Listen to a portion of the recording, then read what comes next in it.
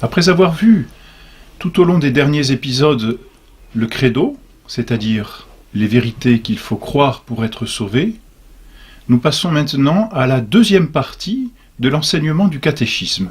Souvenons-nous, le catéchisme est divisé en 3 parties. Les vérités qu'il faut croire, c'est le credo. Jésus a dit « Je suis la vérité ».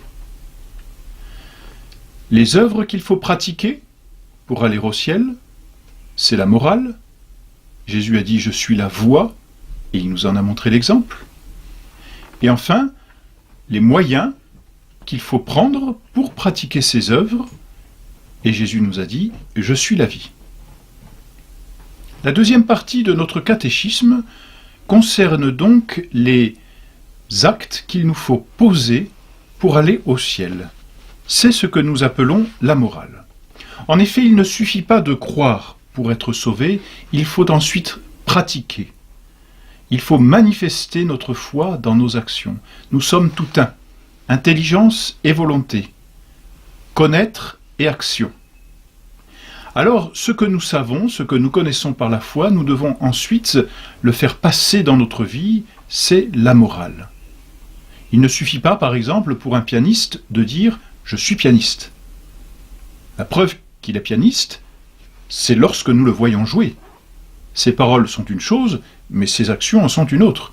Et elles seront en conformité avec ses paroles dans la mesure où il est capable de nous montrer qu'il sait jouer du piano. Le pianiste, c'est celui qui sait faire du piano.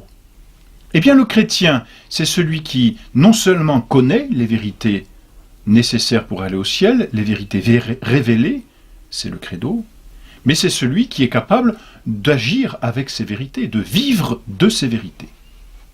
Et c'est ce que l'on appelle la morale. Mais Saint Jacques lui-même nous dit « La foi, si elle n'a pas les œuvres, est morte en elle-même ». Et puis Saint Matthieu, notre Seigneur dans Saint Matthieu nous dit « Ce ne sont pas ceux qui me disent « Seigneur, Seigneur » qui entreront dans le royaume des cieux, mais c'est bien celui qui fait la volonté de mon Père qui est dans les cieux. » Il ne suffit pas de dire « Seigneur », il faut encore faire la volonté du Père.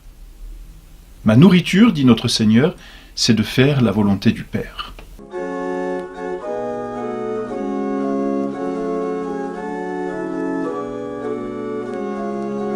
C'est donc la deuxième partie de notre catéchisme que l'on appelle la morale et qui concerne les actions, l'agir que le chrétien doit avoir. Qu'est-ce donc que la morale ? La morale, c'est une science pratique parce que nous agissons, qui règle nos actions. Régler, cela veut dire diriger. Une règle, c'est ce qui sert à diriger un crayon à l'école. Eh bien, la règle dans l'ordre de la morale, c'est ce qui dirige nos actions. Et quelle est cette règle ? Eh bien, elle dirige nos actions d'après les principes de la révélation, afin que nous parvenions à notre fin dernière, qui est la vision béatifique. Autrement dit, la révélation nous enseigne ce que nous devons croire, vers où nous devons aller, et la morale, d'après tous ces principes reçus de la révélation, nous dit ce que nous devons faire pour être cohérents avec ce que nous croyons et atteindre le but que nous donne la révélation, c'est-à-dire la vision béatifique. Il n'y a donc de morale que la morale chrétienne, c'est-à-dire celle qui nous amène à la vie éternelle, à notre fin dernière. C'est la morale chrétienne ou la morale catholique. Elle est supérieure même à la morale naturelle. Elle ne vient pas la détruire, bien au contraire. Elle s'appuie sur la morale naturelle, c'est-à-dire la morale de notre nature humaine, les actions naturelles que nous posons. Mais elle vient ajouter quelque chose, elle vient même parfaire la loi naturelle, la morale naturelle. Elle est plus parfaite d'abord par rapport à ses principes. La morale naturelle est dirigée par la raison, par l'intelligence, tandis que la morale catholique est dirigée par la foi, par la révélation, donc par d'autres connaissances qui viennent se surajouter à notre intelligence. La morale catholique est plus parfaite quant à son objet, car en plus d'accomplir les préceptes de notre nature, et nous en reparlerons, elle nous demande d'accomplir des préceptes que Dieu lui-même nous a demandé de poser. Et enfin, la morale chrétienne est plus parfaite quant à la fin, Parce que la morale naturelle nous conduit à une fin naturelle, tandis que la morale chrétienne nous conduit à une fin surnaturelle, parce que Dieu a décidé de nous élever à un ordre surnaturel. C'est ce que le catéchisme évoque lorsqu'il nous demande de croire à la vie éternelle, qui est la vie de Dieu, la vie même divine que Dieu a décidé de nous faire partager. Ainsi donc, la morale catholique chrétienne, c'est l'ensemble de ces lois, c'est cette règle de nos actions humaines qui va nous conduire, quasiment infailliblement, à la vie éternelle, c'est-à-dire à la vision béatifique.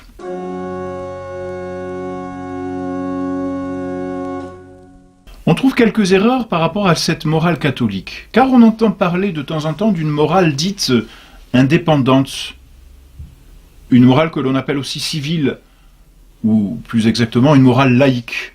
C'est comme cela que l'on en entend parler. Mais on ne peut même pas considérer cette morale laïque, car elle veut faire fi de toute religion. Elle veut faire fi même de la loi naturelle, et elle n'a pour principe que la conscience individuelle, l'homme lui-même. Mais ça n'est plus une morale. En tout cas, chacun, puisque chaque conscience est la règle de toute morale, eh bien chacun a sa propre morale. Il n'y a plus de morale universelle et c'est une forme d'anarchie.